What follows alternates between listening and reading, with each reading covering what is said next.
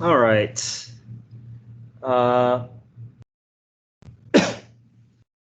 Let's see.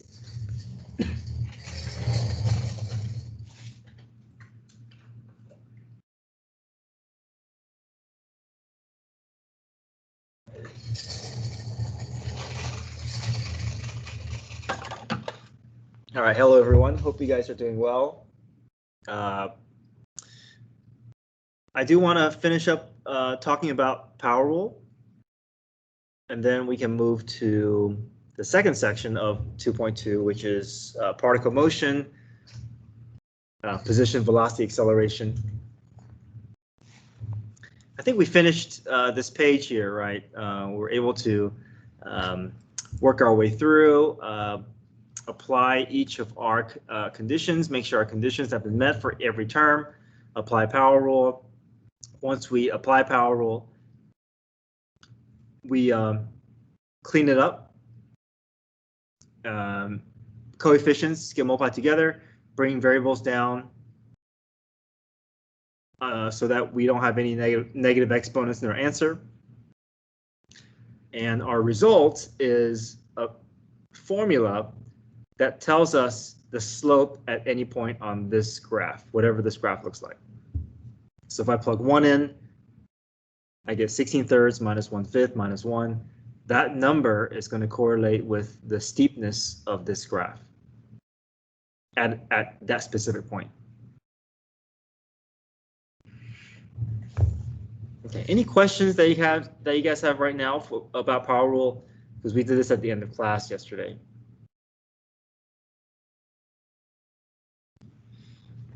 Okay, I do want to highlight a couple of problems that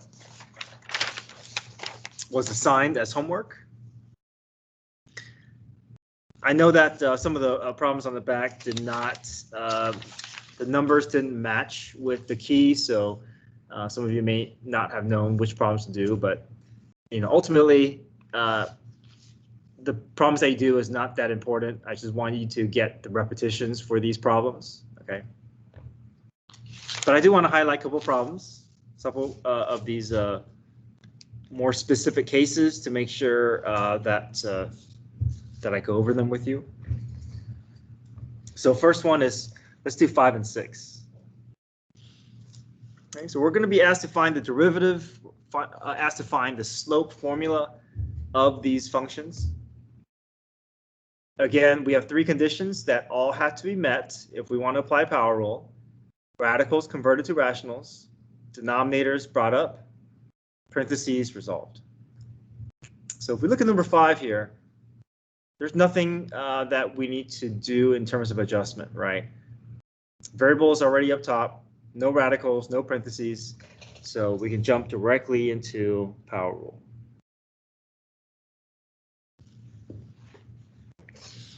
Okay, so negative 2t squared is just going to be negative 4t because we bring the 2 down in front, multiply with the coefficient, subtract 1 from the exponent.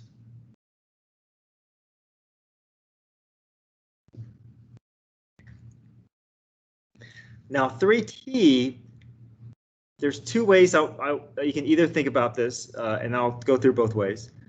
The first way is we can treat 3t as just a linear function, right? So if you think about y equals 3t or y equals 3x,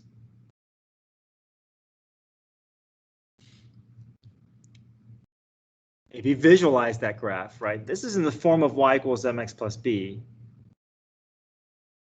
And if you were to visualize that graph, that 3 is the slope, right? It's basically y equals 3t plus 0. You have a graph that has a slope of 3. And that slope is not changing, right? This 3t is going to maintain the same slope all the way through. So my slope is just 3. So if my slope is 3, then my derivative is also 3 because slope and derivative are one and the same. So any linear expression, the number in front is my derivative because that is the slope of that static line. The other way that you can approach this is you can go through power rule if you like. So if I have y is equal to 3t to the first power, if I want to find the derivative, I can bring that one down in front. 1 times 3t to the 0 power. T to the 0 power is just 1. So y prime is equal to 1 times 3. So that's 3 times 1, which is 3. So either way, we get to the derivative value, the slope value, which is 3. -6 is just a constant. So that constant is a horizontal line. Horizontal line, it has a slope of 0. So it goes away to 0. So our derivative, we took it one term at a time, is -4t plus 3.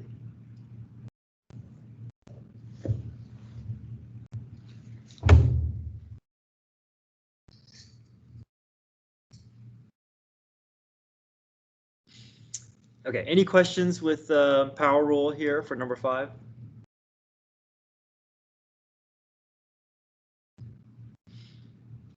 Okay, let me go over number 6 as well. The problem says y equals 5 over 2x squared. We look at our conditions because we want to apply power rule. Radicals, no issues there. Denominator, there is an issue with denominator. That variable x squared is out of place, but there's no parentheses. Okay, so just that variable to bring up. So when that x comes up, that x squared is going to turn into x to the -2. Okay, a couple of things I want to point out is the 2 and x squared, they are next to each other, but they're not necessarily attached to each other.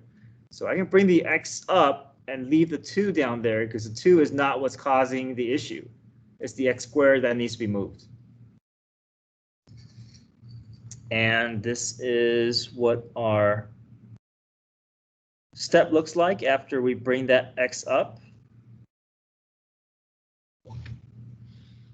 So technically, we are ready for power rule here because all of our conditions are met.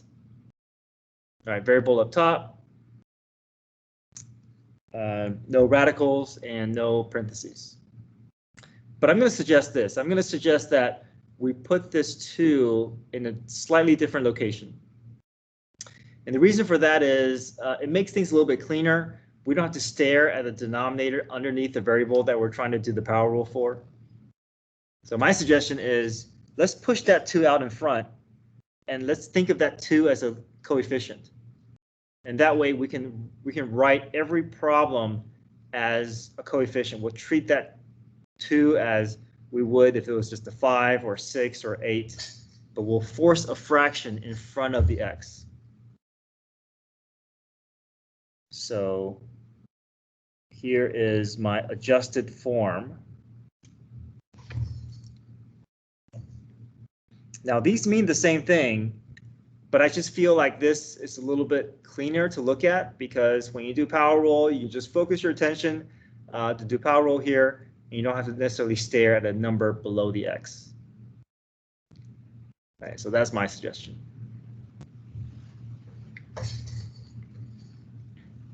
Right, we're just pushing that 2 out in front and making it 5/2.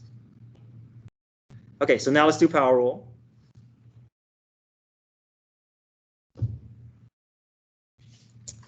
So we bring the -2 down in front, multiply with the 5/2 in front.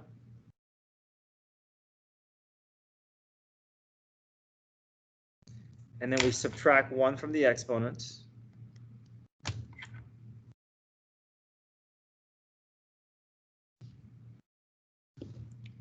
And then we clean up. So we have our derivative. We just are trying to go through our cleanup stages. So we can take the 2's out. -2 and 2 becomes -1. -1 times 5 is -5.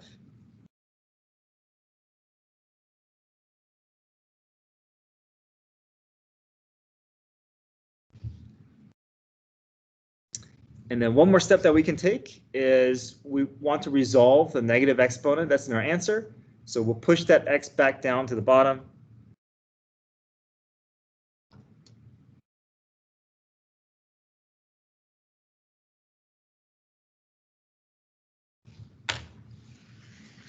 Okay, so there's our derivative. There's our slope formula for this graph. Mr. Yang, Yes. why do we need to take the variable out of the denominator and then just put it back in? Right. So the reason why we have to bring it up in the first place is because if we want to do power rule, the x has to be in the numerator. So it has to be in the right location for us to apply this rule. Okay. But after we find the derivative, if there is any negative exponent that remains, we just want to put it in a cleaner spot, so we bring it back down again. Okay. Yeah. So technically, these are all the same answers. I just prefer us to leave it in this form. But this initial step, we need this. Yeah, this is required. I mean, this is we can't get to the right answer without that x to the top at the top. But this is more of a preference thing. I just I would like for you guys to leave your answer in this form. Okay, thank you. Okay, thanks. Good. Any other questions here?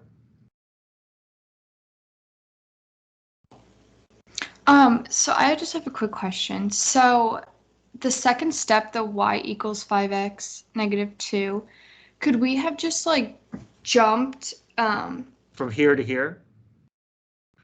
Or yeah, like so like I don't know how to explain how I did it, but like take negative 2 and multiply it by 5, and then you get the negative 3 exponent, and then just cancel out the 2's. Yeah, that's like what you did. I just did it a different way, so I didn't know if it mattered, but that's that was fine. my question. You can make it negative 10 over 2. You can, whatever process that you get with the negative 2 and 5 halves, you can do whatever you need to do. But as long as our cleanup step looks the same, I think that's fine. Okay, cool. Thank you. All right, anything else? I do want to pick out 2 problems from the back as well.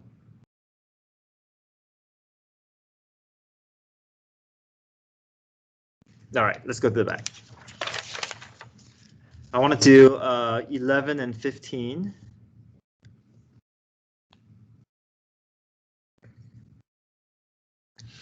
So if we look at, okay, I'm going to put 11 on a separate sheet just so I can have more room here.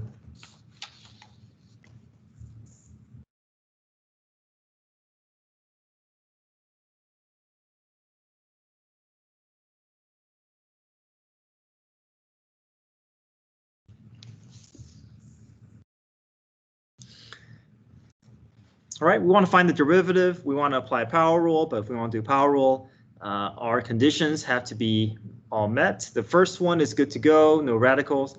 The second one, it does present an issue, right? This x cubed is out of place. We have to move that x cubed up. Right now, there's no parentheses, so we can ignore that for now, but we know the condition that is standing in the way is that second one, this denominator variable. Okay, so we got to move this x cubed up.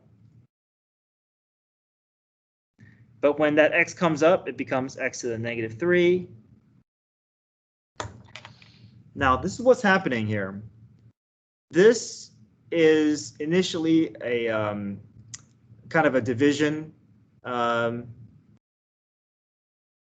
notation, right? We're dividing this expression by x cubed. That's the operation that is displayed here. But when the x comes up to the top, then we're essentially changing this division relationship into a multiplication operation. And to ensure that we are making the appropriate adjustment by turning it into a multiplication expression, these two were divided, but now these two are going to be multiplied. So what we're going to do so that we don't forget about that is we're going to have to put a parentheses around this top. Because we were dividing this entire expression by this x cubed, So when this comes up, we're still multiplying this entire expression by this. If we leave the parentheses out, we lose that relationship and we lose the value of this starting expression. All right, so here's my initial stage of cleanup or of rearranging. I bring that x cubed up, but then I got to reintroduce parentheses into the problem.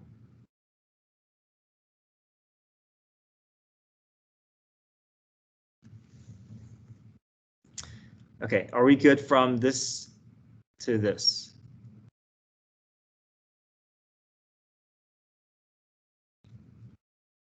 All right, we go back to our conditions. Our first condition is good, second condition is good, but then the parentheses that was not an issue now becomes an issue. So we have to take the time to resolve the parentheses here that showed up after we took our first step. Okay, so we do have to resolve it. So we're going to distribute the x to the -3 through. And we distribute that through, we're going to end up multiplying the x's, and the way we multiply x's is we add exponents.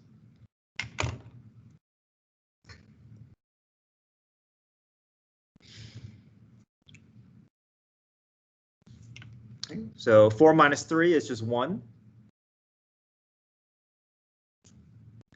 And this is x to the first power times x to the -3. 1 minus 3 is -2.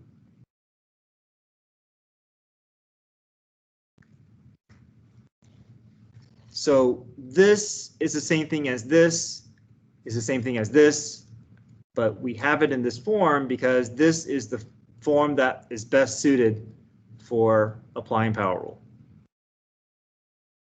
because all three conditions have been met. Okay, so now let's find f prime. This is a linear function, right? 2x is basically y equals mx plus b. This is a line with a slope of 2. You can just pull that 2 there. Or you can do power rule, make it 2x to the 0 power, which is 2 as well. Power rule here. Keep track of your negatives.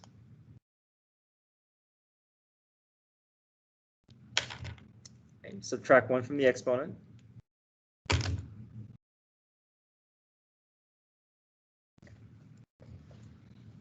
Two negatives becomes a positive.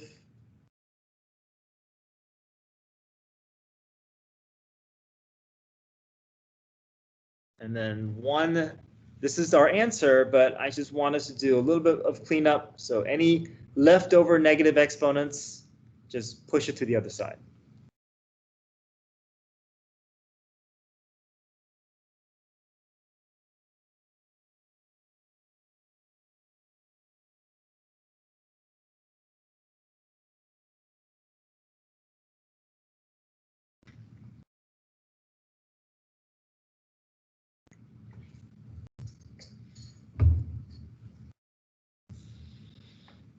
Okay, any questions with 11?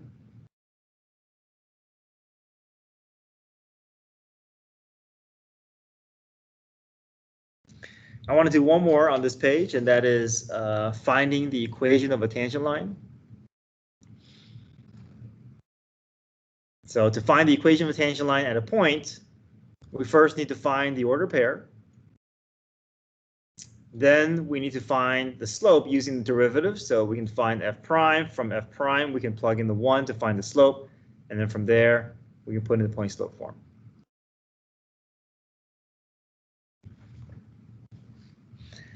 Now, sometimes the problem only gives us the x value. If it does, then we'll have to plug that value into the function to get the y, but it's giving us everything that we need from the first step. So our order pair is there. Now we need to find the slope from the derivative, so let's find y prime. Notice each of our terms are set up and ready for power rule. No conditions need to be resolved, so it looks like we're all good there. So we go through power rule, bring down the 4, bring down the 2, multiply by the 3, and the 2 goes away, right? Becomes 0. Okay, so we have our slope formula. If we plug 1 into the derivative, we can find the slope.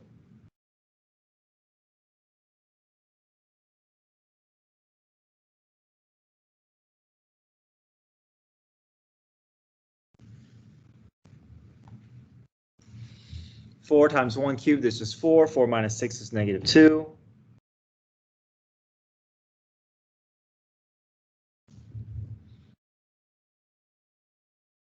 All right, so we have our ordered pair. We have our slope.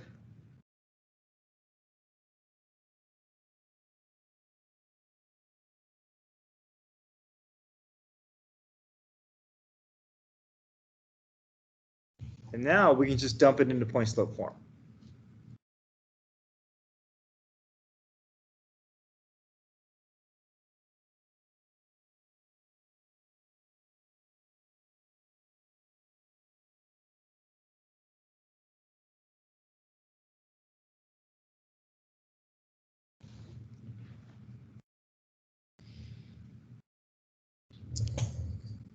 Okay, so this is sufficient here. Any questions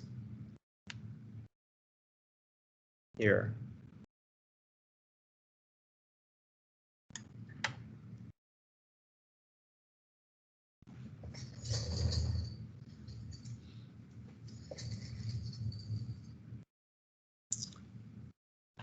Okay, let's see if we can make some progress in the next section, 2.2b.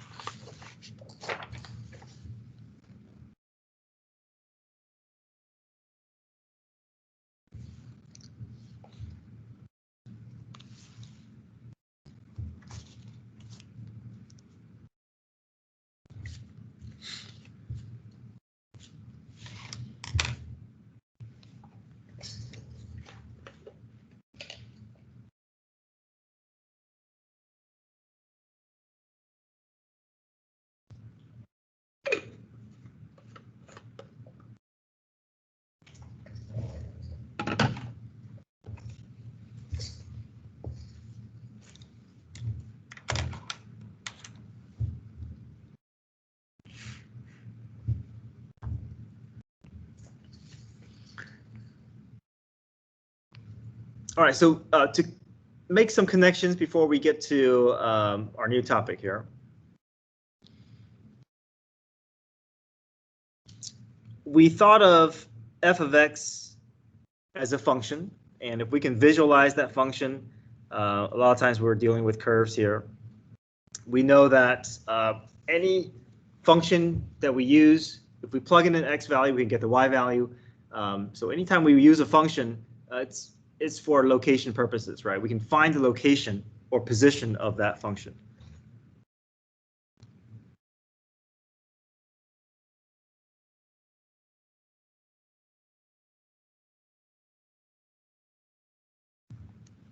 Okay, position, location. But when we find f prime, then we're thinking, well, it's still referring to the same graph, but it's no longer giving me position. It's telling me how steep a point is on the graph, and it's giving me information about slope.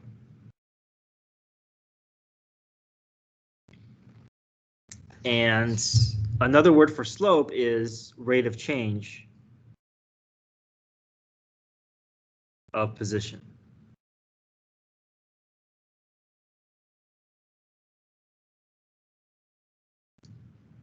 Okay. And the relationship between f and f prime is going to be the same relationship that we have between position and velocity.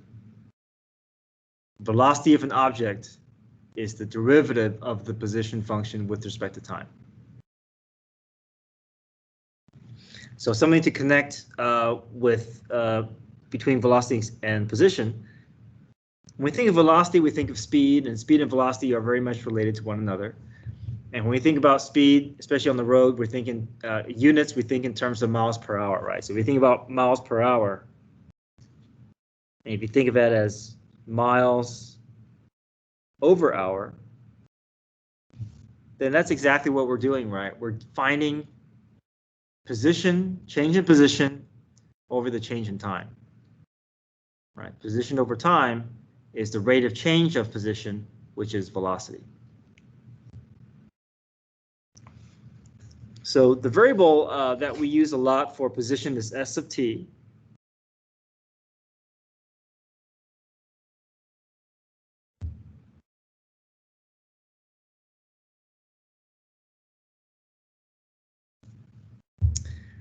So if I find the derivative of position, or the rate of change of position, then I'm sitting at S prime of t. And S prime of t, another, we would also represent as velocity.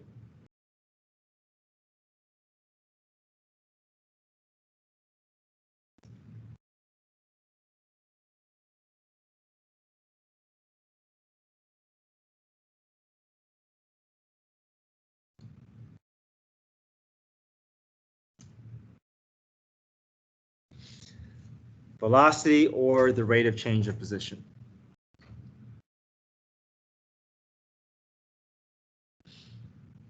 These mean the same thing. It's just that we're starting at a different location. We're starting at position. So to get to position, I need to find the derivative. But we can also name that velocity as v of t.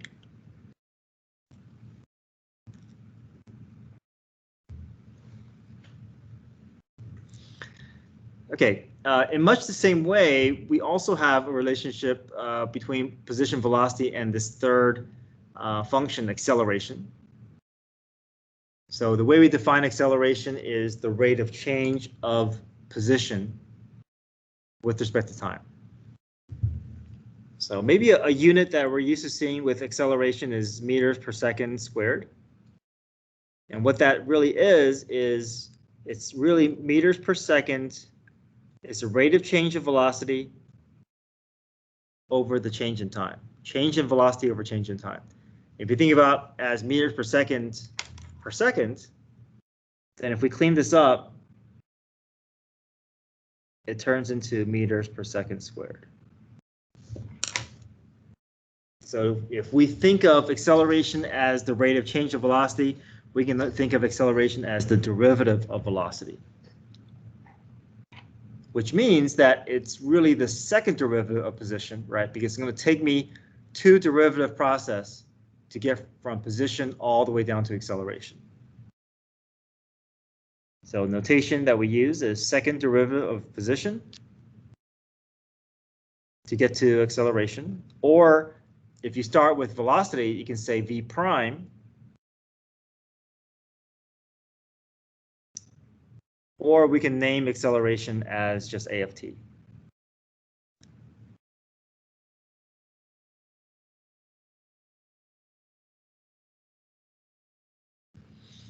So all these notations, they all mean acceleration. It's just that these are all starting at a different location, and so that's why we have different primes attached to those notations.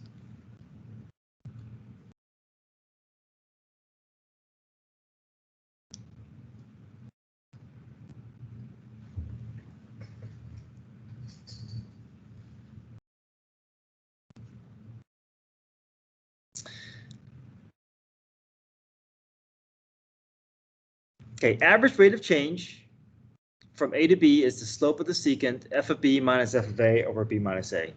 A very common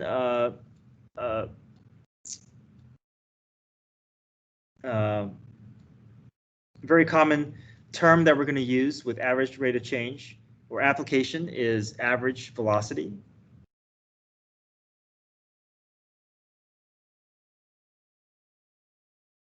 And the way we define average velocity is the change in position over the change in time.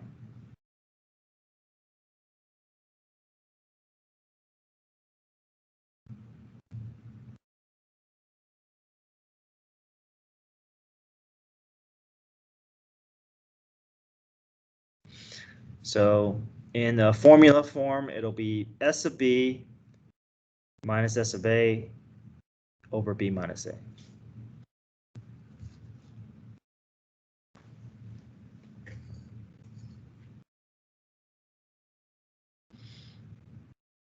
Instantaneous rate of change is going to be the exact, or if we think about average instantaneous velocity, is the exact velocity at that moment in time.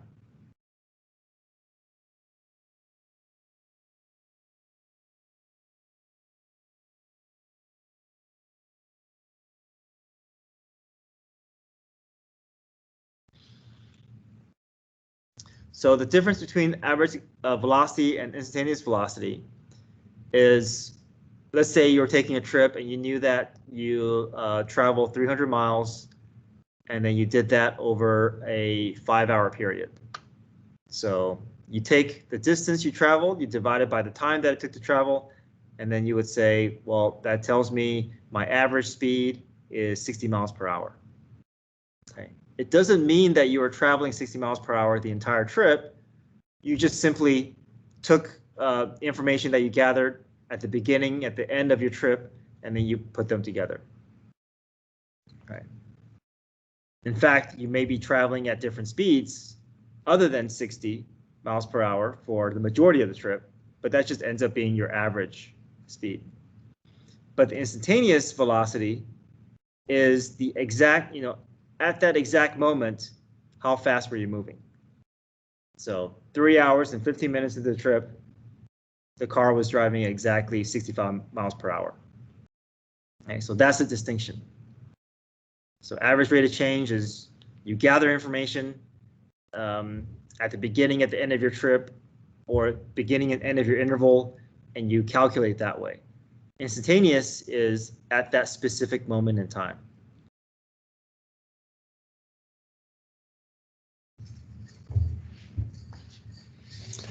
Another relationship that we have to understand is between speed and velocity.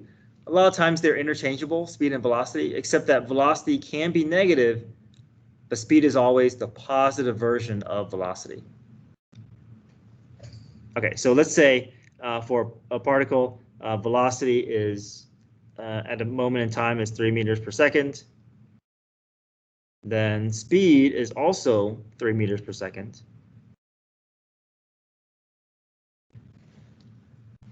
But if an object has a velocity of -4 meters per second, we say that that particle is moving at a speed of 4 meters per second.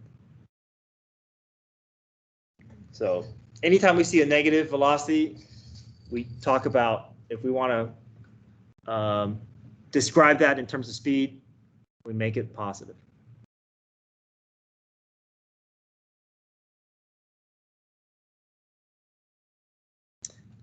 Okay, a couple more definitions here. Displacement is how far you are from where you traveled or from where you started. And distance is the total amount you've traveled. So here's an example here. If I travel 10 feet to the right and then turn around and travel 3 feet back,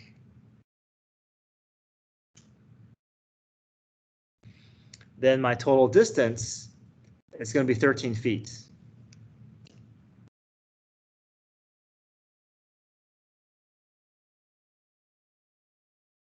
But my displacement is only going to be 7 feet because I'm just looking at how far my net gain is from my starting point to my ending point.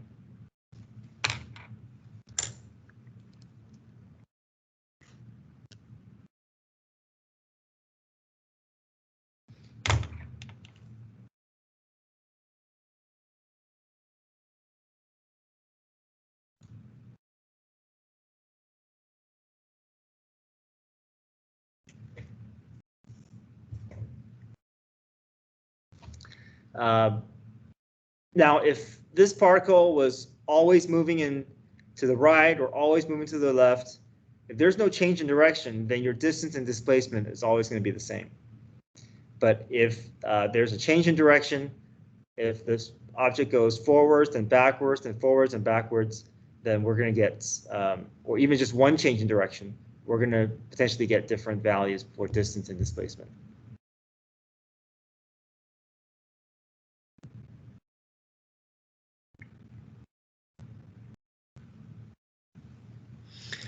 A couple more relationships in terms of speeding up and speeding down, decreasing in speed. So an object is speeding up whenever our velocity and acceleration have the same signs. So if they're both positive or they're both negative, we know that the particle is speeding up. Okay. A particle is slowing down when the velocity and acceleration have opposite signs. If one is positive and the other is negative, then we know that particle has decreasing speed.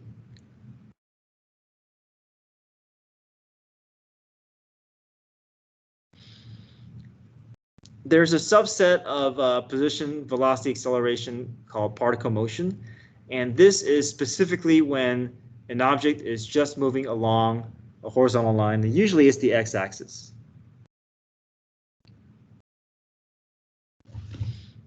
And that's why there's a slight adjustment with the position function. We call it x of t. But velocity and acceleration still maintain v of t and a of t.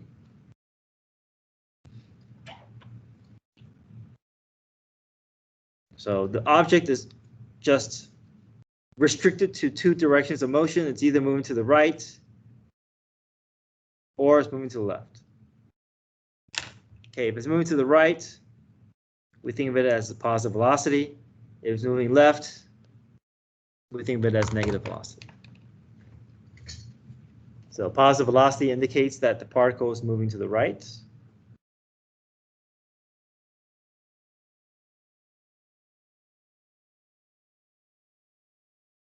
Negative velocity, particle moving to the left.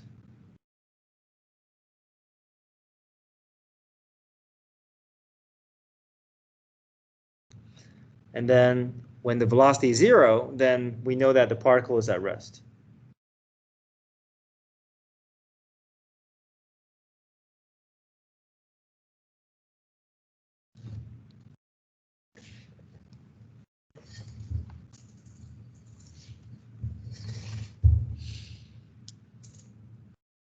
Okay, back page. Let's see if we can make some progress with the example problem on the back.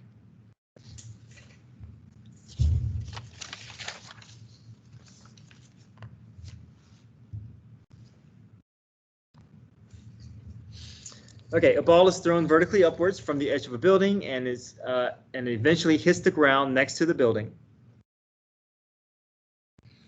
If the height of the ball at any given time for t is greater than or equal to 0 seconds, then our position or the height of the ball is provided by this h of t equation. Okay, sketch a diagram and label the values. So let me just draw a diagram of this ball being launched from the top of the building vertically, but eventually it's going to make its way down and hit the ground. We know that the distance or the height of the ball or the height of the building is 80 feet.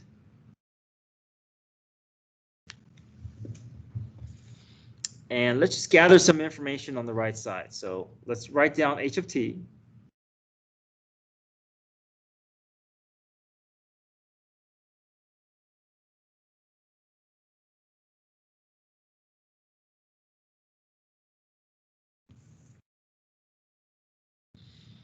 So this tells us that any time that I put in, whether it's 1 second or 2 seconds or 2.5 seconds, in return, it's going to give me a number, and that number is going to tell us how high the ball is off the ground at that moment in time.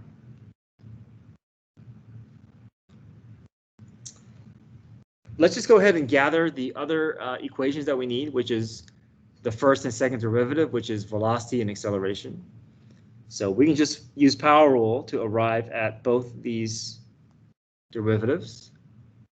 So to get to velocity, we're just going to apply power rule to our term here. So power rule here. Bring down the 2, we get negative 32, t to the first power.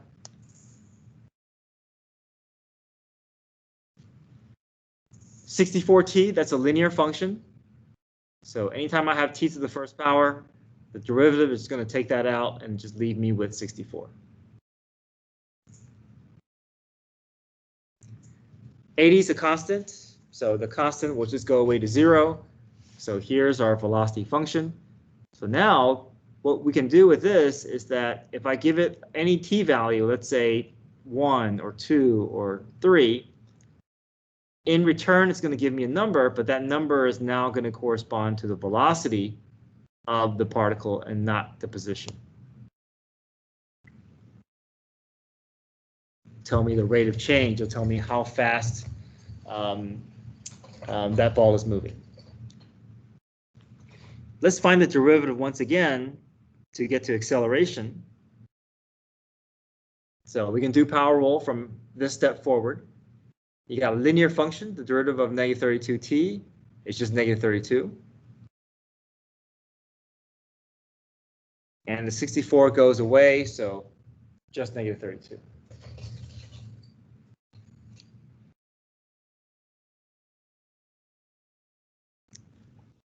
Why does the 64 go away again? Okay, because 64 is the constant. So if you think of 64 as just a line, a horizontal line, what is the slope of a horizontal line? 0.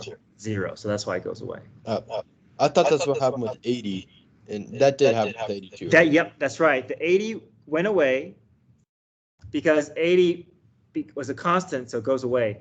But you see how the 64t was a linear turns into a constant.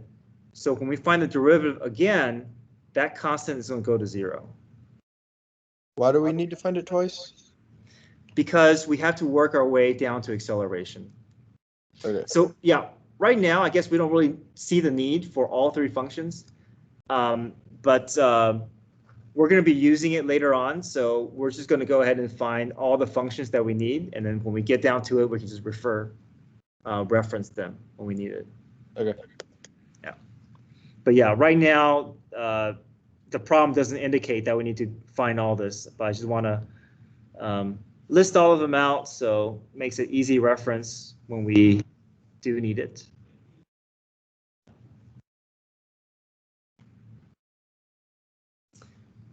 Okay, number 2 here says, how tall is the building? So we know the ball is starting at the top of the building, and that is when t equals 0.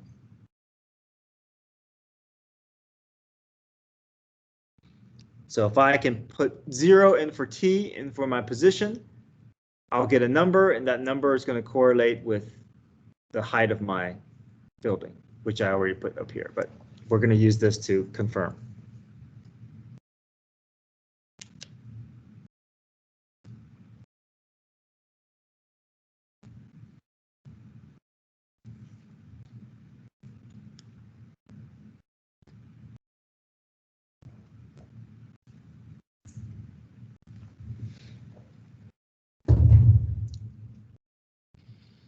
Okay, number 3 here.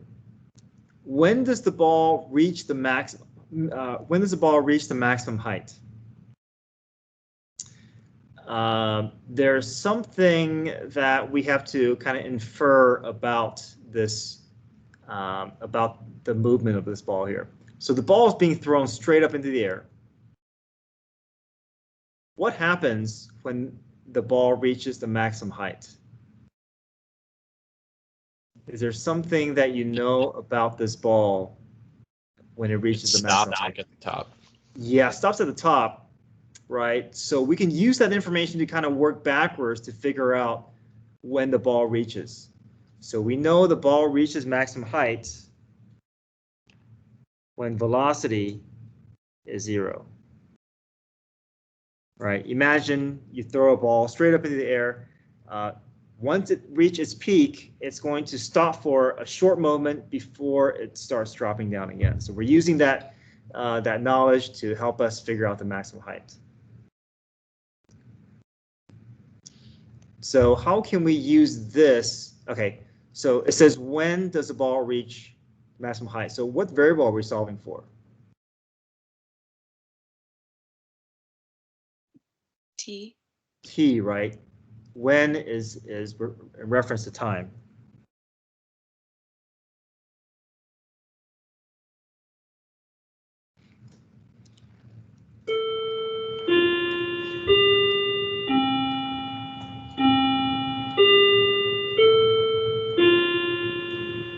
Okay, so we know we have to involve this velocity function to help us get to t. So we'll talk about this on Monday. There's no new homework. If you guys can just work on the previous assignments if you haven't done them, but we'll assign the homework that was for today on Monday, which is push things back. But I'm working on your test to try to get that graded hopefully by tomorrow. I'll send that out back to you if I get it done. And also, we're looking at a quiz for 2.2 and 2.3 next Friday. Okay, next Friday quiz. Okay, thanks guys. Have a great weekend. Thank you, Mr. Yang. See you guys. Bye. Mr. Yang, is that quiz a summative grade? Yes, it is. The quiz will Okay. be a summative grade, but it'll be worth half. It'll be out of 100 points, but it'll be worth half a test. Okay. Thank you, Mr. Have Yang. a nice day, Mr. Yang. Have a great day, guys. Have a great weekend. I have Bye, a Mr. question Yang. about- Thank you. Bye. I had a Question? question about the acceleration. Sure. So does the acceleration include the like the acceleration due to Earth or gravity or like? I That's don't know. it, right? So that's why it's a constant acceleration. It's due to gravity, so it's a constant acceleration because of gravity. Oh, okay. All right, got it. Thank you. Okay, have a great weekend. Yeah, you too. All right.